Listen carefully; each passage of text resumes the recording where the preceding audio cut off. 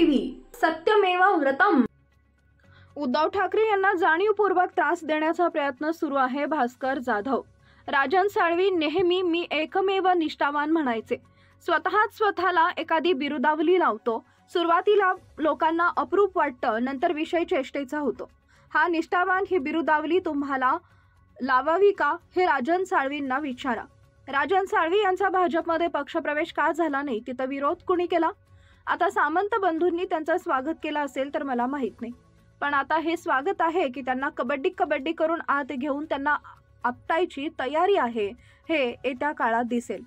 उद्धव ठाकरेंचे लोक फोडणं म्हणजे ऑपरेशन टायगर। आजही एकच टायगर उद्धव बाळासाहेब ठाकरे हे विरोधकांना मान्य करावं लागतं, याचा मला अभिमान आहे। जाणाऱ्यांनी आणि येणाऱ्यांनी आपण जाण्याची आणि येण्याची वेळ आपल्या दृष्टीने योग्य आहे का याचा विचार करून आहेच त्या ठिकाणी थांबणं योग्य आहे। उद्धव ठाकरे यांना त्रास द्यायचा हा एक कलमी कार्यक्रम सुरू आहे। जे जात आहेत त्यांना थांबवण्यासाठी पक्षप्रमुख प्रयत्न करत आहेत। उद्धव ठाकरे यांना जाणीवपूर्वक त्रास देण्याचा प्रयत्न सुरू आहे। काही लोकांना वेगवेगळ्या मार्गाने आपल्याकडे वळवलं जातंय, दबाव आहे। केवळ सुडाचं राजकारण सुरू आहे। एवढं होऊनही उद्धव ठाकरे खचले नाहीत, हात टेकले नाहीत। त्यामुळे झोप उडाली आहे। अभी भी टायगर जिंदा आहे ही भीती त्यांच्या मनात आहे। जाणाऱ्यांना जाऊ दे असं पक्षप्रमुख उद्धव साहेब ठाकरे यांनी म्हणणं योग्य आहे। पक्षप्रमुखांची भाषा आमच्यासारख्या नेत्यांनी वापरणं योग्य नाही। नेत्यांनी ही भाषा वापरणं पक्षाच्या हिताचं नाही। जाणाऱ्यांना मागं कसं फिरवता येईल, ते हिमतीनं कसे उभे करता येतील अशा पद्धतीचा मंत्र देणं आवश्यक आहे। जातील त्यांना जाऊ द्या असं म्हणणं लोकशाहीच्या दृष्टीनं योग्य नाही। जितेंद्र आव्हाड आणि संजय राऊत यांच्याविषयी भास्कर जाधव यांच्या प्रतिक्रिया। आपापसात एकमेकांवर बोलण्याची आवश्यकता नाही। संघर्षात जर करायचा असेल तर विरोधकांबरोबर करा। राजन साहेबांचा प्रवेश जवळपास मुख्य झालेला आहे। एक कार्यकर्ता ठाकरेंचा गळाला लागलेला आहे, काय कसं? नाही, एकंदरीत बघत असताना आज राजन साळवींचा प्रवेश नक्की असं तुम्ही मला सांगताय। गेले 2.5-3 वर्षामध्ये उद्धव बाळासाहेब ठाकरे यांची शिवसेना आणि त्याहीपेक्षा हिंदू हृदय सम्राट मान्य बाळासाहेब ठाकरे यांची शिवसेना ही तोडण्याकरता फोडण्याकरता जाणीवपूर्वक काही लोकांनी प्रयत्न केले। आणि आपण जर बारकाईने बघितलं असाल तर रोज एक उद्धव साहेबांबरोबर असलेला माणूस हा यानं त्या मार्गानं आपल्या गळाला लावायचं काम हे सातत्यानं सुरू आहे। आणि त्यातलाच हा एक प्रकार दिसतोय मला। आमचे जुने सहकारी माजी आमदार राजन साळवी हे देखील आज पक्षप्रवेश करतायत असं कळतं। आणि म्हणून जेणेकरून कुठल्याही प्रकारे उद्धव साहेबांना त्रास द्यायचाच हा एक कलमी कार्यक्रम या महाराष्ट्रामध्ये गेले 3 वर्ष सुरू आहे। पण हे सगळं थांबवण्यासाठी, हे गळती थांबवण्यासाठी प्रयत्न होणं आवश्यक आहे असं वाटत नाही तुम्हाला? नाही, प्रयत्न त्या पातळीवर होत आहेतच। काय लोक जावी किंवा जातात ह्याचा कोणाला आनंद होतो याच्यातला भाग नाही। पक्षप्रमुख आपल्या पद्धतीनं लोकांना थांबवण्याचा प्रयत्न किंवा त्यांना समजावण्याचा प्रयत्न करतातच आणि तो करावाच लागतो। परंतु काही लोकांनी किंवा काही लोकांना वेगवेगळ्या मार्गानं आपल्याकडे खेचण्याचं किंवा आपल्याकडे येण्यास भाग पाडण्याचं काम हे ज्या पद्धतीनं सुरू आहे, तिथे काही लोक आमिषाला बळी पडतायत, काही लोक दबावाला बळी पडतायत, काही लोक सरकारी तपास यंत्रणांचा बळी होत आहेत। आणि म्हणून अशा वेगवेगळ्या मार्गानं उद्धव साहेबांना त्रास द्यायचं काम जे सुरू आहे ते जाणीवपूर्वक केलं जाते। ते जातात, त्यांना थांबवण्याचं काम आम्ही करत नाही आहोत अशातला भाग नाही। सामदाम दंडभेदचा वापर केला जातो, हे ठीक आहे ना। साम दाम दंडभेद हा राजकारणामध्ये, व्यवहारामध्ये, व्यवसायामध्ये, लढाईमध्ये करावाच लागतो। परंतु हा साम दाम दंडभेद नाही।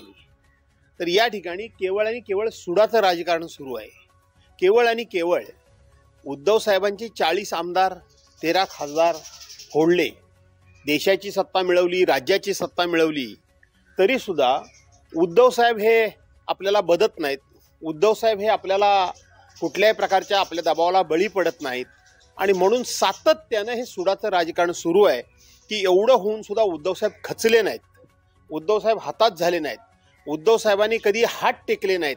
आणि त्याच्यामुळेच या लोकांची झोप ही उडालेली दिसतीये की अभी भी टायगर जिंदा आहे। आणि तीच त्यांच्या मनामध्ये खऱ्या अर्थाने भीती आज मला वाटते। जाणाऱ्यांना जाऊ देत हे विधान कुठेतरी तुम्हाला अयोग्य वाटतंय कारण का या सगळ्या गोष्टीमधून पक्षासाठी घातक पक्षासाठी वाटतंय? असं आहे की पक्षप्रमुखांनी असं विधान करणं योग्य आहे.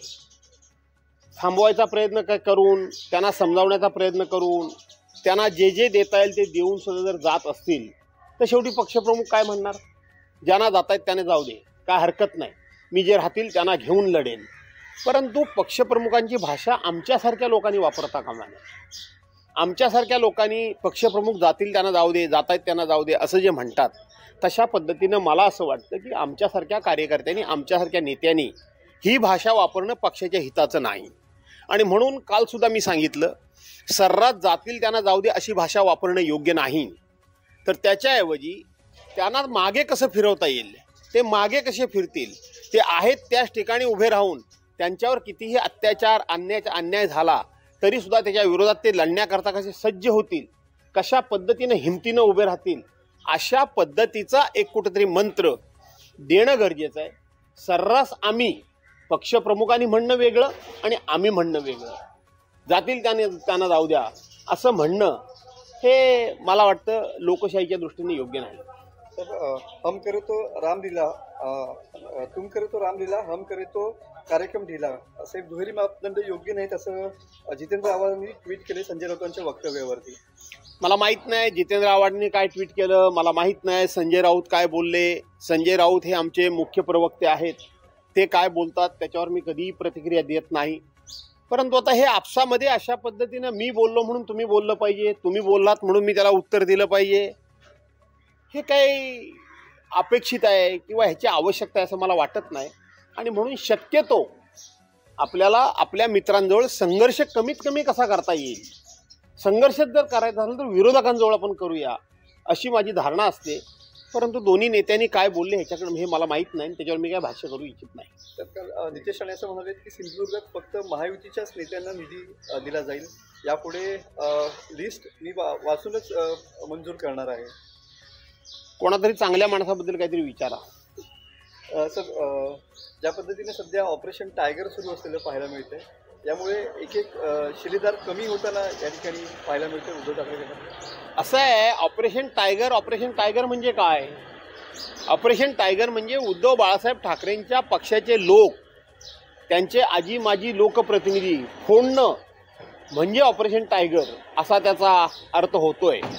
मला या गोष्टीचा नक्की आनंद आहे, मला अभिमान वाटतो उद्धव बाळासाहेब ठाकरे यांचा. कारण त्यांचे 40 आमदार फोडले, 13 खासदार फोडले, अनेक नगरसेवक, आजी माजी नगरसेवक फोडले, अनेक पक्षाचे पदाधिकारी फोडले, तरीसुद्धा त्यांची माणसं फोडण्याकरता म्हणून टायगर ऑपरेशन म्हणावं लागतं. याचा अर्थ आजही महाराष्ट्रामध्ये एकच टायगर, ते म्हणजे उद्धव बाळासाहेब ठाकरे, हे विरोधकांना मान्य करावं लागतं. याचा मला आनंद आहे, याचा मला अभिमान वाटतो की शेवटी टायगर हे उद्धव बाळासाहेब ठाकरेच आहेत, त्यांचा पक्षच टायगर आहे. आणि म्हणून पक्ष फुटताना जरी वाईट वाटत असलं तरी ज्यावेळेला टायगर ऑपरेशन म्हणतात त्यावेळेला टायगर म्हणून उद्धव साहेबांचाच उल्लेख करतात, याचा मला अभिमान वाटतो. विषय राहिलेला आहे. राजन साळवी नेहमीच निष्ठावान स्वतःला म्हणायचे आणि आता निष्ठावान असणारे राजन साळवी अखेर आपली निष्ठा सोडून जात आहेत, त्यावर काय प्रतिक्रिया असेल? असं आहे की राजन साळवी नेहमी मी एकमेव निष्ठावान म्हणायचे, मी एकव निष्ठावान. आता स्वतःला बिरुदावली जेव्हा एखादा माणूस लावतो त्यावेळेला लोक सुरुवातीला तेच लोकांना अप्रूप वाटतं, पण नंतर तो विषय हा लोकांच्या दृष्टीने चेष्टेचा होतो. आता उद्या किंवा आज आपण म्हणता त्या पद्धतीनं राजन साळवींचा जर पक्षप्रवेश झाला तर हे राजन साळवींनाच विचारा की आता ही बिरुदावली तुम्हाला लावावी का, हे त्यांना विचारा. पण दोन्ही सामंत बंधूंनी शिवसेनेत त्यांचं स्वागत केलेलं आहे, आमचे कुठेही मतभेद नसतील असं स्पष्ट केलेलं पाहायला मिळतंय. असं आहे की भारतीय जनता पार्टीमध्ये देखील स्वागत होणार होतं, तिथे काय झालं? तिथे का नाही राजन साळवींचा पक्षप्रवेश झाला? तिथे विरोध कोणी केला?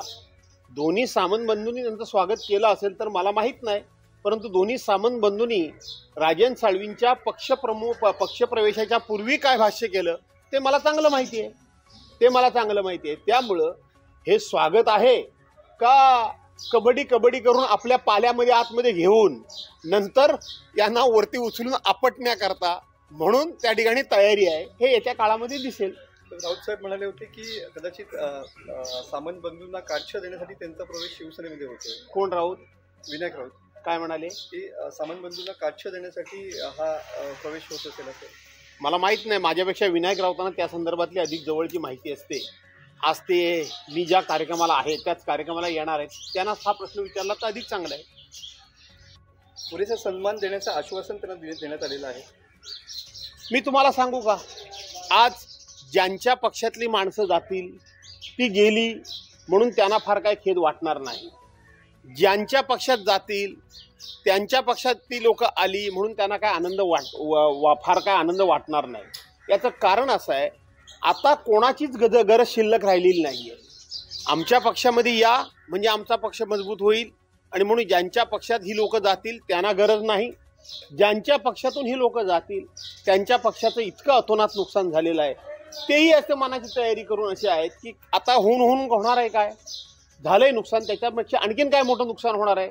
त्यामुळं जाणारानी आणि येणारानी आपण जाण्याची वेळ आणि येण्याची वेळ ही आपल्या दृष्टीने योग्य आहे का याचा विचार करून आहेत त्याच ठिकाणी थांबणं योग्य आहे.